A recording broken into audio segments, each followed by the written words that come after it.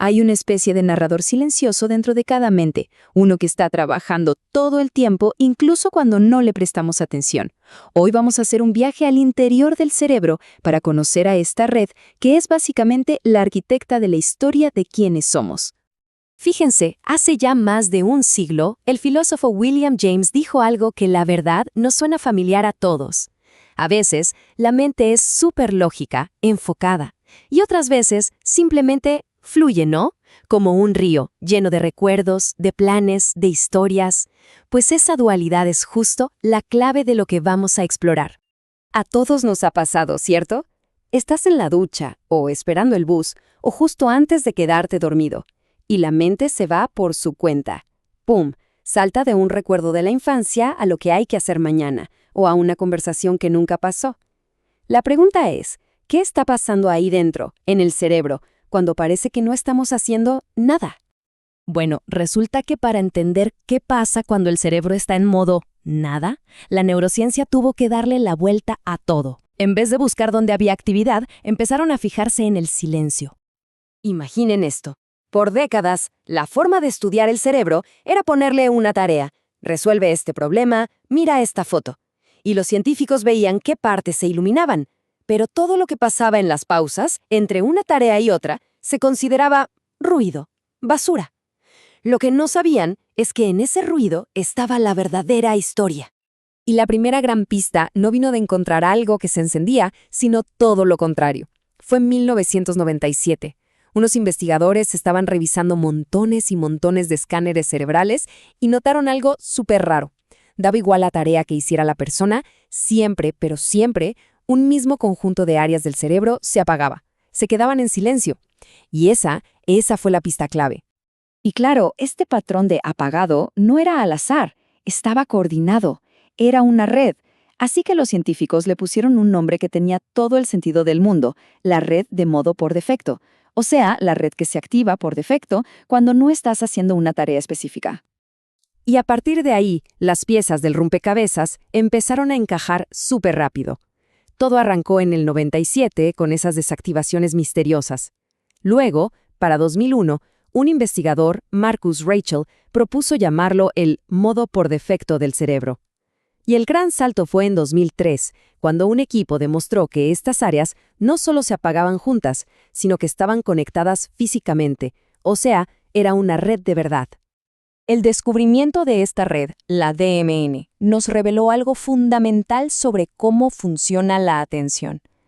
Resulta que el cerebro, en gran parte, opera en dos modos que son opuestos. Piénsenlo como un interruptor de luz. O está en un estado o está en el otro. Es como un sube y baja, literal. Cuando la atención está puesta en el mundo exterior, leyendo un libro, trabajando, hablando con alguien, un lado sube, se activa la red de tareas y la DMN se apaga. Pero en el instante en que la mente se va hacia adentro, ¡pum!, el sube y baja cambia. La DMN se enciende y la red de tareas se silencia. La conciencia está todo el tiempo saltando entre estos dos polos. Ok, pero ¿quién controla este interruptor? Bueno, ahí entra una tercera jugadora clave, la red de saliencia. Pensemos en ella como la directora de tráfico del cerebro. Si de repente suena una alarma, esta red dice, atención afuera, ahora, y le da el control a la red de tareas. Si por otro lado estamos pensando en una decisión importante, le pasa el control a nuestro mundo interior. Decide qué es lo más importante en cada momento y dirige el foco de atención. Entonces, ya sabemos cuándo se prende la DMN. Ahora viene lo bueno. ¿Qué hace exactamente? Y la respuesta es que su trabajo es básicamente todo lo que nos hace ser quienes somos. A ver, si la red de modo por defecto tuviera un currículum, sería impresionante. Se encarga de todo lo que tiene que ver con el yo, los recuerdos personales, la idea de quiénes somos, cómo pensamos en otra gente y qué creemos que piensan. También es la que nos permite entender historias. Y sí, claro, es la gran responsable de que la mente divague. Y lo más interesante es que todas estas cosas no están separadas, están súper conectadas. Y dentro de toda esta maquinaria hay una pieza clave, que es el giro angular. Imagínenselo como un taller de artesano, donde las palabras, las ideas y los recuerdos se mezclan y se tejen para darle forma a la narrativa de nuestra vida. Es como el centro donde todo cobra un significado personal. Ok, entonces hemos visto que la DMN maneja la memoria, el yo, las relaciones. Pero, un momento. ¿Y si no fueran tareas separadas? ¿Y si todas fueran en realidad piezas de un rompecabezas mucho más grande, trabajando para un solo y gran propósito? Porque claro, pensar en la memoria o el yo como cosas aisladas es no ver el cuadro completo. No son trabajos distintos, son los ingredientes.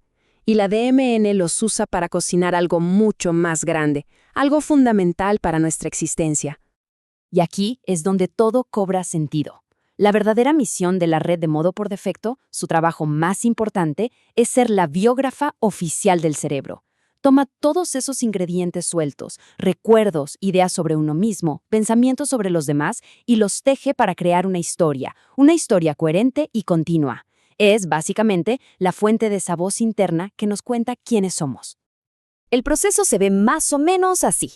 Primero, la DMN junta los hilos. Un recuerdo de aquí, una idea sobre el yo de allá. Después, los teje y construye un pedacito de la historia. Mantiene esa historia activa en la mente por un momento. Y el acto de saltar de ese pedacito de historia a otro, de un recuerdo a un plan para el futuro, es justo lo que experimentamos como divagar. O sea que, en resumen, y esto es lo más importante, la próxima vez que la mente se ponga a divagar, no es una falla de concentración, no es un error, es un proceso creativo, súper necesario. Es la DMN trabajando, revisando el pasado, imaginando el futuro. Básicamente, está escribiendo el siguiente capítulo del libro de nuestra vida. Y todo esto nos deja con una última pregunta, una de esas que se quedan resonando. Si esta red es la narradora que sin descanso construye la historia de la conciencia, ¿quién es exactamente el que escucha esa historia? Es una pregunta que nos lleva, bueno, al mismísimo centro de lo que significa tener un yo.